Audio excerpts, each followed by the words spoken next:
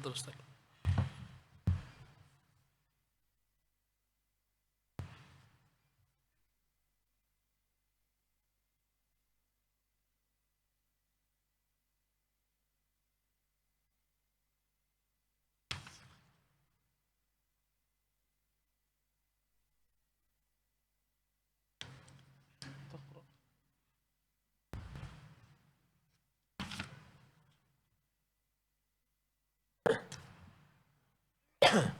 Bismillah, alhamdulillah, wassalatu wassalamu ala rasulillah wa ala alihi wa ashabihi wa man walah wa ba'd.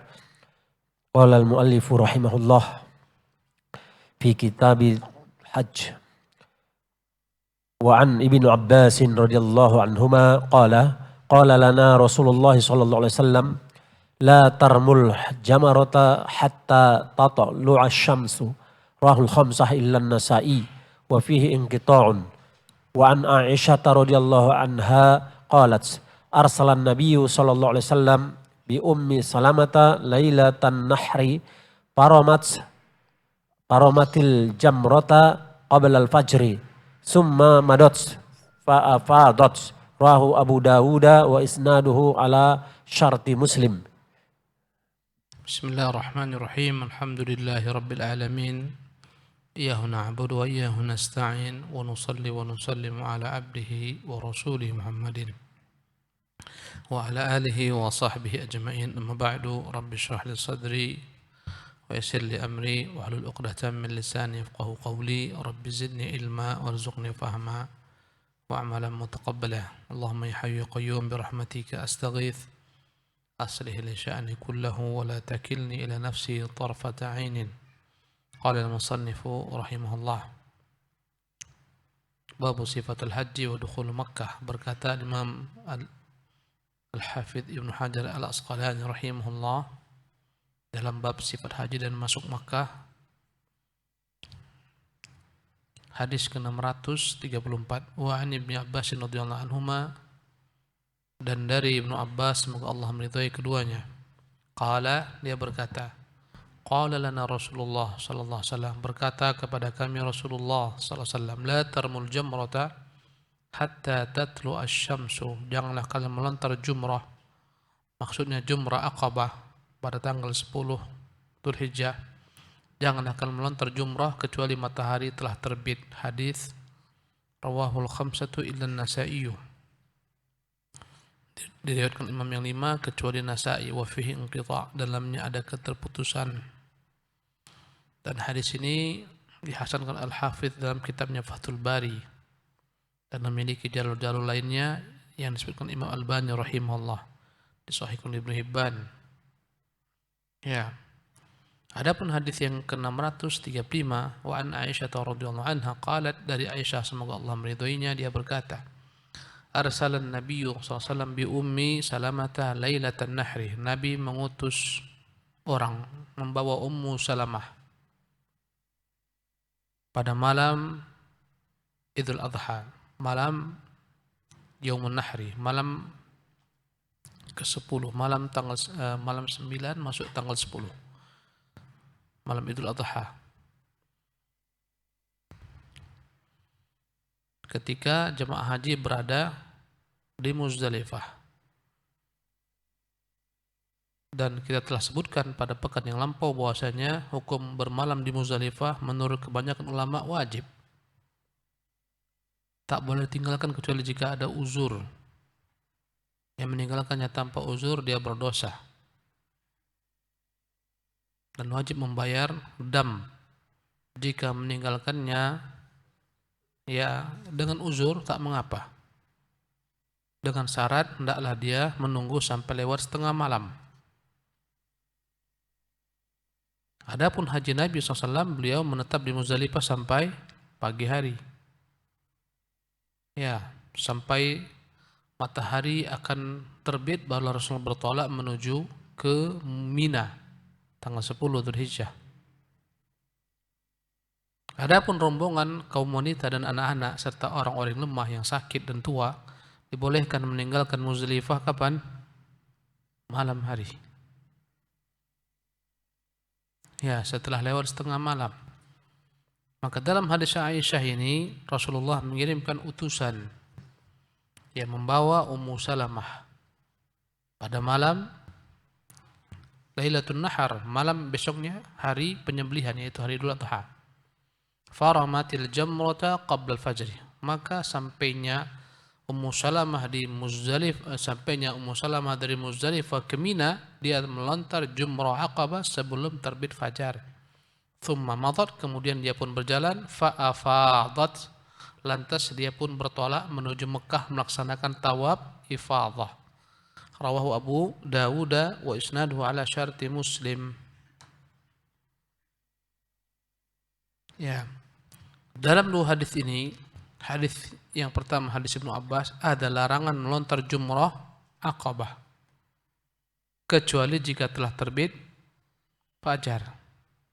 Sementara dalam hadis Aisyah ini Nabi mengizinkan Ummu Salamah melontar sebelum terbit fajar. Artinya dia melontarnya di malam hari. Ya.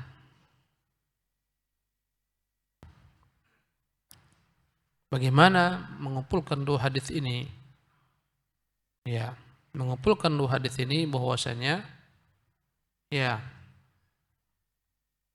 orang-orang yang diberikan uzur karena lemah dari golongan wanita, anak-anak, orang sakit, orang tua, atau orang-orang yang dihukumi lemah karena tak memiliki kemampuan pergi sendiri harus ikut rombongan, mereka boleh bertolak meninggalkan Muzdalifah setelah lewat setengah malam menuju mana?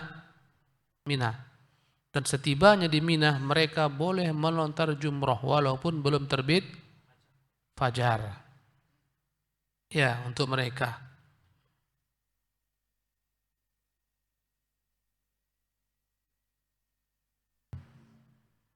Ya, tapi ingat meninggalkan Muzdalifahnya setelah lewat setengah malam. Kata Ibnu Qayyim, ba'da ghuyubatil qamar, setelah ya bulan itu tenggelam.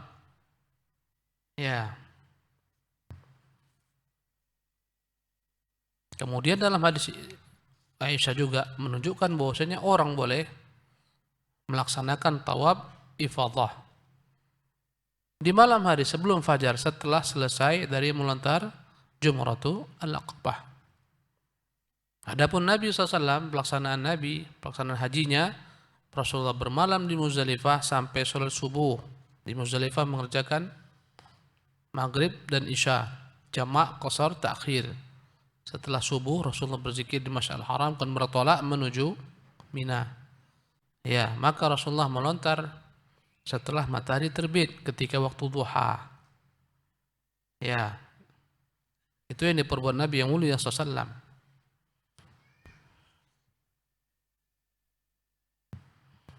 Setelah itu Rasulullah baru bergerak untuk melaksanakan tawaf ifadah. Ya. Setelah itu Rasulullah SAW sore kembali ke kota Mina, kembali ke Mina. Dari Mekah menuju Mina.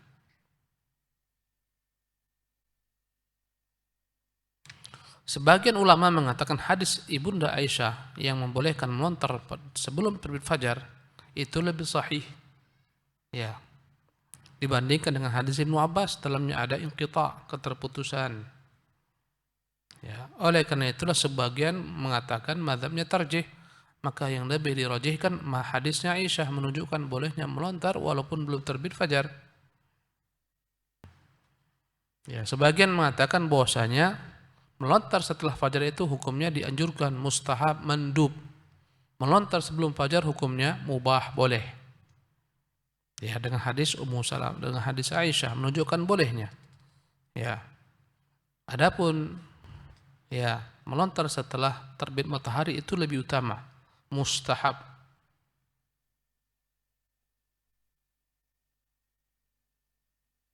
Dan pada waktu sekarang ini hadis Aisyah ini lebih banyak diamalkan orang untuk memudahkan agar tak bertumpuk-tumpuk jemaah haji. Yang berangkat malam hari mereka tawaf, mereka melontar Jumratul Aqabah, kemudian mereka langsung berangkat tawaf ifadah. Ya, supaya tak jadi penumpukan. Dan dalam bab haji ini banyak diingatkan oleh Nabi yang mulia SAW. Dalam bab ibadah haji banyak amalan-amalan yang boleh dimajukan dan dimundurkan. Ya. Para sahabat ada yang datang, ya Rasulullah, aku melontar, aku mencukur sebelum menyembelih, kata Nabi buat, tak ada masalah. Ya Rasulullah, aku menyembelih sebelum melontar, kata Nabi buat, tak mengapa. Dan tiap kali ditanya, Rasulullah mengatakan if'al wala haraj, buat saja, tak mengapa, untuk memudahkan. Ya, kan tawaf ifadah sekarang hanya orang-orang yang tergesa-gesa lah ingin meninggalkan kota Mekah yang mengerjakan tawaf ifadah itu segera. Adapun yang masih lama tinggal di Mekah, rata-rata mereka tawafnya ketika orang berangsur-angsur pulang ke negerinya. Tawaf ifadahnya. Bahkan tawaf ifadah ini boleh ditunda kapan? Sebelum pulang. Bahkan tawaf ifadah bisa digabungkan dengan tawaf wada sekalian ketika memang itu yang dianggap paling memudahkan. Ya. Demikian juga sa'i. Ulama berselisih tentang sa'i apakah dia merupakan rukun haji atau dia merupakan kewajiban haji. Yang rajih sa'i adalah kewajiban haji, bukan rukun haji. Ya, beda antara rukun haji dan kewajiban haji. Rukun haji jika terluput tak bisa diganti. Tapi wajib haji jika terluput bisa diganti. Di antara rukun haji yang paling masyhur adalah wukuf. Orang yang tak wukuf di Arafah batal hajinya. Karena dia meninggalkan rukun haji. Ya. Masuklah ke dalam rukun haji tawaf ifadah. Ya. Jika dia tak melaksanakan tawaf ifadah maka batallah hajinya.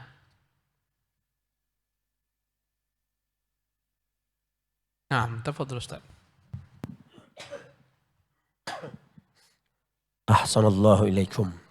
Wa an Urwata bin Mudarris radhiyallahu anhu qala Rasulullah sallallahu alaihi wasallam man syahida salatana hadhihi ya'ni bil Muzdalifati fawaqafa ma'ana hatta nadafa'a wa qad waqafa bi Arafata qabla zalika lailan aw naharan faqad tamma hajjuhu wa qada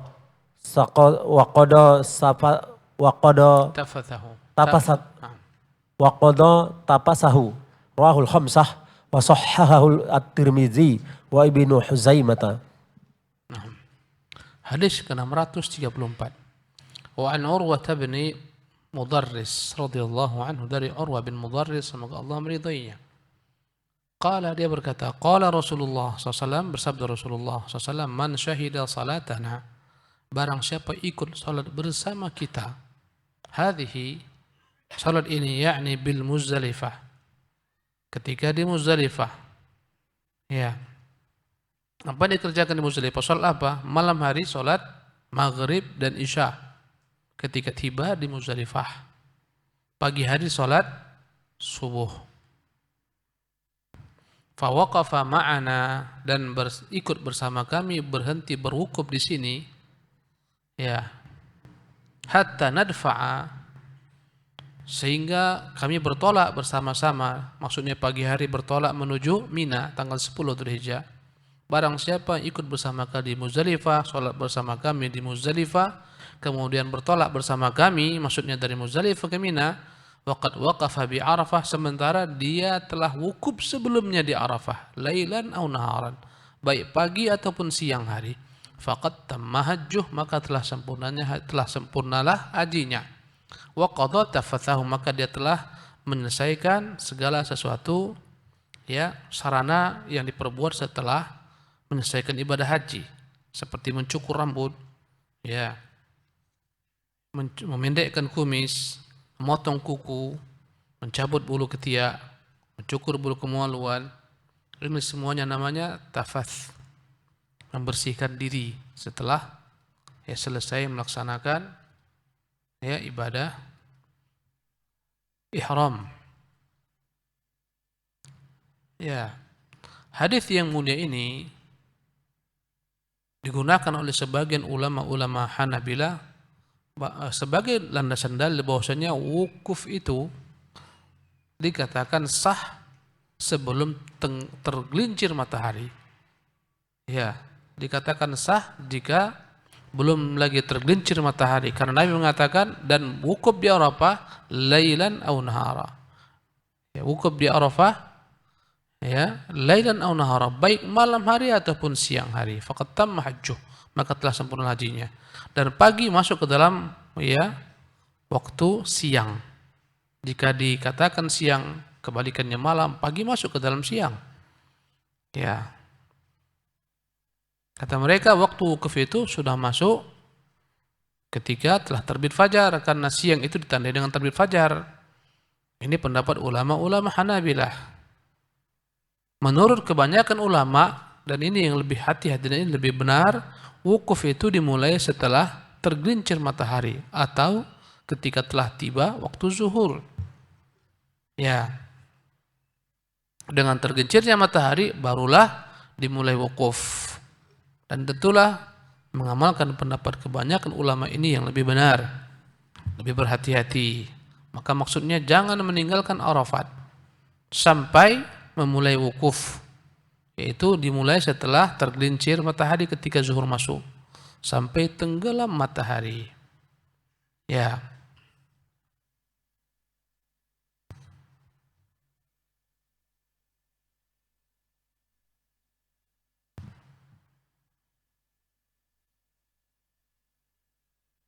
Ya, dan perkataan Nabi ini yang ikut wukuf bersama kami di Muzdalifah dan seterusnya menjadi landasan sebagian ulama-ulama seperti Imam Sya'bi, Al-Qamah, An-Nakhai dari golongan tabi'in, bahwasanya yang tak wukuf di Muzdalifah maka dia telah gugur hajinya.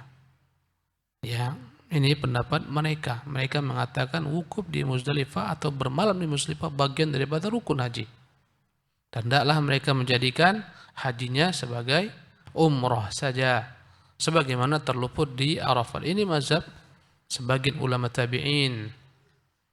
Karena Nabi mengatakan man syahida salatan hadhihi, yang ikut salat bersama kami, dan Nabi melaksanakan salat di Muzdalifah, salat malam hari, maghrib dan isya, dan pagi hari subuh sampai pagi Rasulullah SAW. Jadi yang tak melewati Muzdalifah, tak bermalam di Muzdalifah, menurut sebagian ulama tabi'in ini hajinya tak sah. Hajinya batal, dijadikan umroh saja sebagaimana orang yang terluput wukuf di Arafah. Tapi jumhur ulama mengatakan tidak. Hajinya tetap sah. Dia hanya diperintahkan untuk membayar dam. Jumhur menganggap bermalam di Muzdalifah kewajiban haji. Sementara Al-Imam Sya'bi dan Al-Qamah menganggap dia rukun haji. Dan jumhur insyaallah lebih rajih, lebih benar. Ya. Dan dari hadis ini juga sebagian ulama mengatakan kalau orang terluput untuk wukuf di siang hari setelah tergelincir matahari, dia baru tiba di Arafat malam hari, maka hajinya tetap sah. Karena Nabi mengatakan wukuf di Arafah lailan aw naharan, baik ketika malam maupun ketika siang. Ya, misalnya orang-orang yang sakit tak bisa wukuf setelah zawal, dibawa setelah matahari tenggelam, dibawa ke Arafat, ya, dihantar untuk sekedar melewati Arafat, dianggap hajinya sah. Ya. Dan tak ada baginya konsekuensi membayar dam. Karena Nabi yang membolehkan demikian. Ya. Dia baru memulai wukufnya ketika malam hari. Orang bertolak ke Muzdalifah, dia datang ke Arafat. Sah hajinya. Tapi kalau tak datang sama sekali, tak sah hajinya. Bagaimana jika dia datang pagi hari sebelum matahari tergelincir? Sah hajinya. Ya.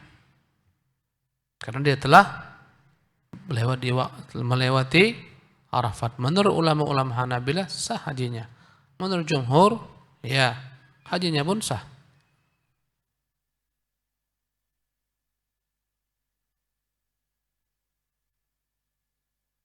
Dan hadis ini menunjukkan syariat untuk bermalam di Muzdalifah hingga salat subuh, sebagaimana diperbuat Nabi yang mulia sallallahu alaihi wasallam bagi orang yang mampu.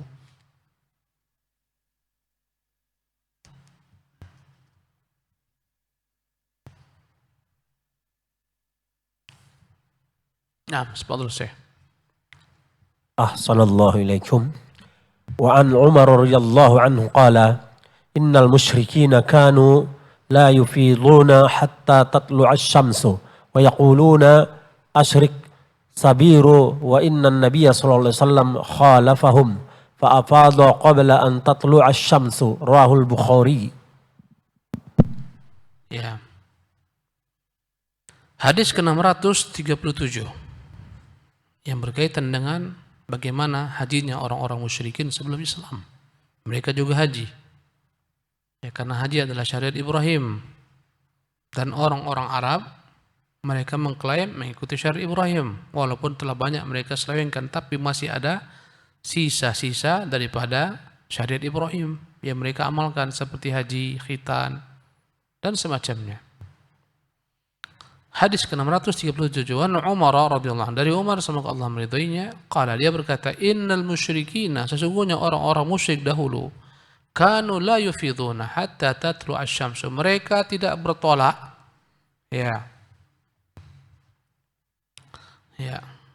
mereka tidak bertolak dari Muzdalifah hingga terbit matahari, ya. Wa yaqulun, dan mereka mengatakan asyriq thabir, terbitlah engkau matahari dari gunung Thabir, ya. Wa inna an-nabiyya sallallahu alaihi wasallam khalafahum, tapi Nabi yang mulia sallallahu alaihi wasallam menyelisihi mereka, ya. Fa afadha qabla an tatlu asy-syams, Nabi SAW bergerak meninggalkan Muzdalifah sebelum terbit matahari.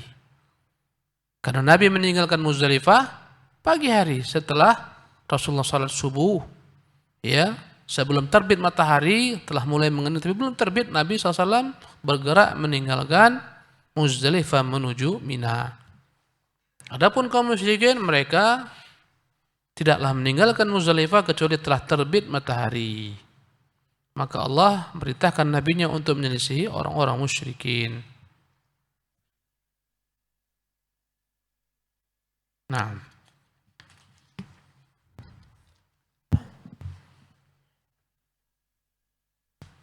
Ahsanallahu ilaikum. Faslun fi ramyil jamar. fi ramyil jimar. Ramyil jimar. Wa an Ibnu Abbas wa Usamah bin Zaid radhiyallahu anhuma qala lam yazalin nabiyyu sallallahu alaihi wasallam yulabbi hatta rama jamratal aqabah rahul Bukhari. Nah, berkata Imam Al-Hafidh rahimahullah, faslun fi ramyil jimar, bab tentang melontar jumrah. Ya, melontar jumrah diawali pada tanggal 10 Dzulhijjah, yaitu melontar jumrah apa?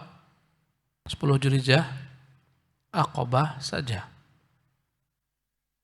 Barulah tanggal 11, 12, 13 melontar ketiga jumrah. Adapun tanggal 10 hanya melontar jumrah Aqabah saja. Jumrah Aqabah adalah jumrah yang paling ujung, yang paling dekat ke arah Mekah. Ada 3 jumrah, Ula, Wusta, dan Aqabah. Maka pada tanggal 10, jumrah yang pertama, jumrah yang kedua dilewatin, hanya melontar jumrah yang ketiga saja. Ya, dan kata-kata jumrah dari kata-kata at-tajammur atau al-jimar, disebut dengan nama al-jimar karena orang-orang berkumpul sekitar jumrah atau berkumpulnya batu-batu di sana. Ya, berkumpulnya batu-batu dalam jumrah. Dan dia bagian daripada manasik haji. Dan dia terdiri pada 3 jumrah. Pertama namanya jumrah al-jumratul ula, jumrah pertama, yang dekat dengan masjid, yang sejajar dengan Masjid Khaif. Kemudian Wusta yang tengah, kemudian Jamratul Aqabah yang paling dekat ke Mekah. Ya. Adapun hadisnya, hadis ke-634 an Ibnu Abbasin wa Usamah ibn Zaidin, dan dari Ibnu Abbas dan Usamah bin Zaid radhiyallahu anhum, semoga Allah meridhai mereka, qala, kedua-duanya berkata, yakni Ibnu Abbas dan Usamah, lam yazalin Nabi SAW yulabbi, Nabi terus-menerus mengucapkan talbiyah hatta rama jamratul aqabah, sampai Rasulullah melontar jamratul aqabah. Rawahul Bukhari. Jadi semenjak Nabi memulai ihramnya, Nabi terus bertalbiyah berhari-hari sampai melontar Jumratul Aqabah. Nabi itu bertolak ya jauh-jauh hari dari kota Madinah ke Mekah. Ya, sejak Rasulullah berihram terus-menerus bertalbiyah sampai melontar Jumratul Aqabah. Maka sebagaimana kita sebutkan sebelumnya, bertalbiyah itu labbaik Allahumma labbaik, labbaik la syarika lak labbaik sampai akhir itu diucapkan sampai melontar Jumratul Aqabah. Ketika melontar Jumratul Aqabah, selesailah talbiyah. Itu untuk haji. Adapun untuk umrah, kapan berhenti mengucapkan talbiyah? Ketika tawaf.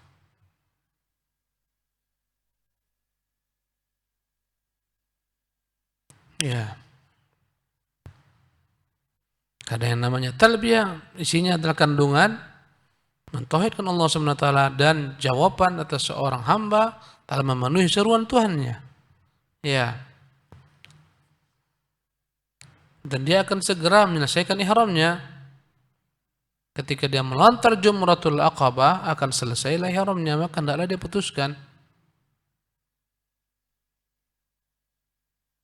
Dan inilah pendapat kebanyakan para ulama bahwasanya orang memutuskan talbiyahnya ketika akan melontar Jumratul Aqabah.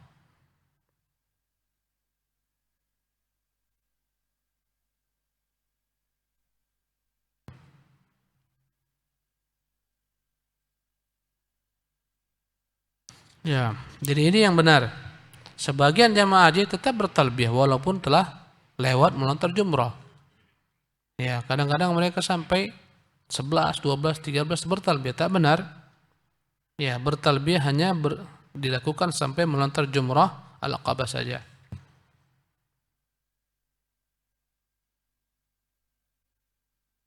Ya, tafadhal.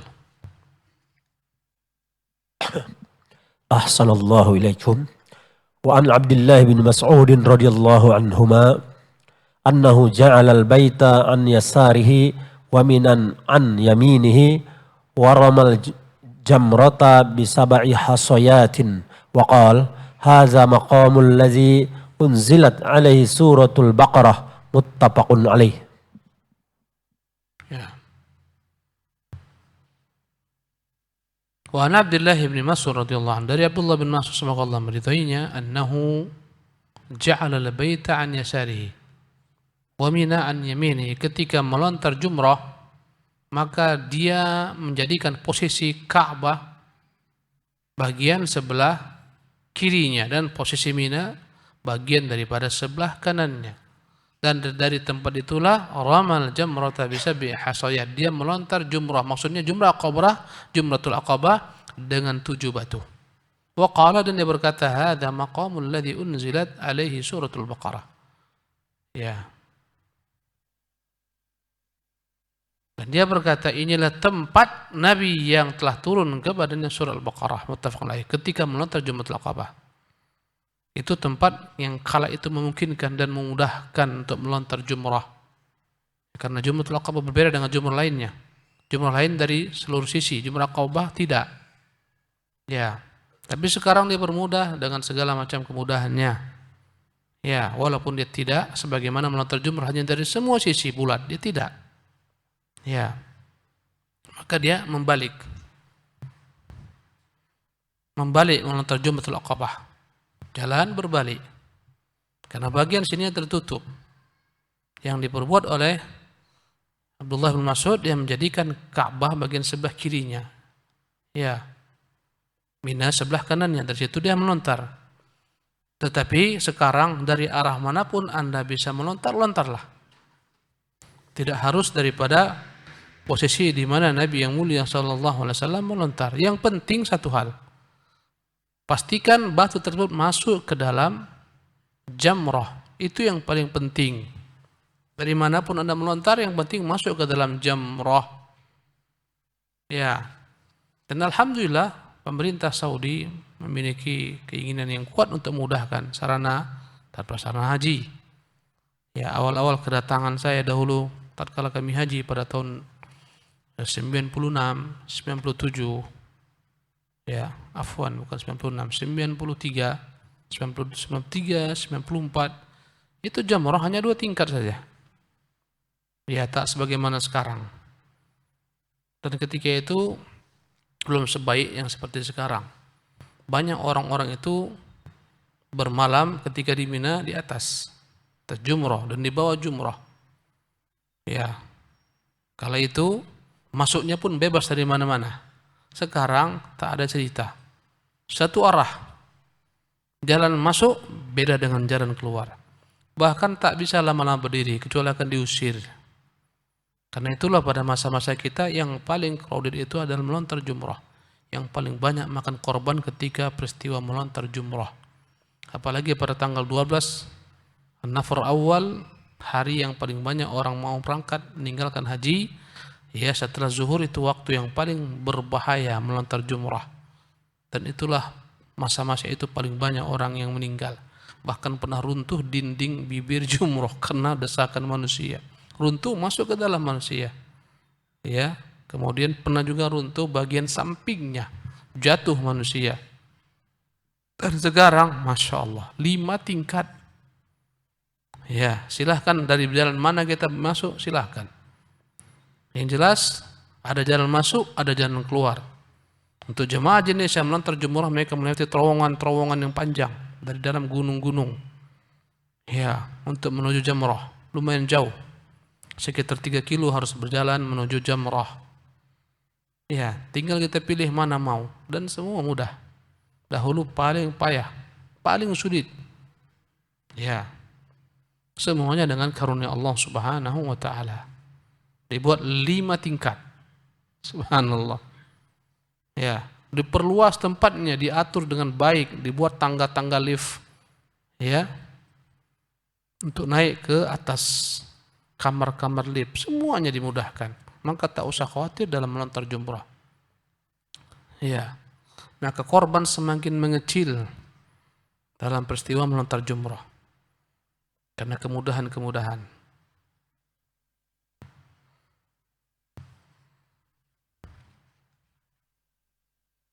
Dan hadis ini menunjukkan jumlah melontar hanyalah 7 batu saja, tak boleh lebih. Dan melontar adalah dengan mengayunkan batu, melontar. Ya, kalau andai kata kita ambil batu kita di bibir daripada jamrah, kita letakkan gini, ini bukan melontar. Ini bibir, kita berhasil berarti bibir jamrah. Kita letakkan gini, tak melontar, melontar harus tetap. Itulah makna jamrah. Ya, harus dilontar dengan batu. Kalaupun batu cincinnya dilontarkannya sah, karena dia batu. Kalau memang terbuat daripada batu. Kalau andai kata batu cincinnya bukan dari batu, tiruan, tak sah lontarannya. Harus batu. Dan contoh dari Nabi SAW, batunya adalah batu yang kecil, sebesar jagung. Bukan batu yang besar. Supaya tidak menyusahkan orang. Ketika mengenai orang juga tidak membuat berat. Kata ulama, Abdullah Mas'ud mengatakan di sinilah tempat berdirinya Nabi yang turun kepada Al-Baqarah. Kenapa Al-Baqarah? Karena dalam Al-Baqarah lah paling banyak ayat menjelaskan tentang kaifiyat haji. Ya, kita padakan sampai di sini dulu. InsyaAllah kita lanjutkan di kesempatan akan datang. Ya, masih banyak bab haji ini. Semoga Allah berikan kepada kita kemudahan dan kesabaran. Ya. Allah Ta'ala alam wa sallallahu wa sallam Muhammad.